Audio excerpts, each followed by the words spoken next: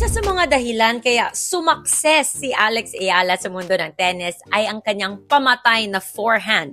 Pero ano nga ba ang susi rito? May science sa likod niyan.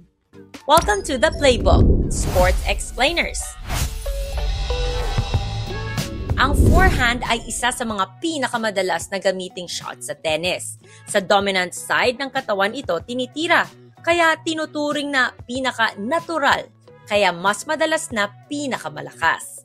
Pero kahit braso ang ginagamit sa paghataw ng bola, ang lakas ng hampas ay nanggagaling sa buong katawan.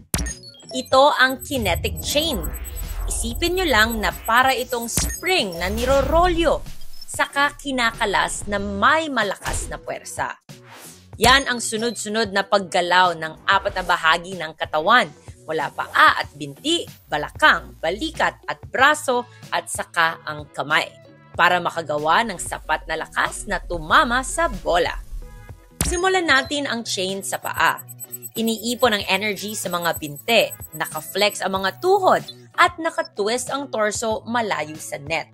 Sunod ang balakang at ang core. Dito nabubuo ang lakas para sa stroke. Tinutulak ng paa ang katawan habang umiikot ang balakan paharap sa net. Importante ang twist ng hips sa power generation. Sunod naman ang balikat at braso. Mula sa balakang, lilipat naman ang energy sa balikat at braso, kaya ito ang magsisilbing lever. Kaya imbis na dito manggagaling ang lakas ng tira, guide at stabilizer ang braso. Panghuli, ang wrist at racket. Ang pag-snap ng wrist ang magdidikta ng bilis at direksyon ng bola. Huwag kalimutan ang follow-through. Kumpletuhin ang swing ng braso para masiguradong tama ang direksyon ng stroke. Sanayin lang ang pag-link ng kinetic chain para maging mas efficient ang paghataw ng pamatay na tennis forehand.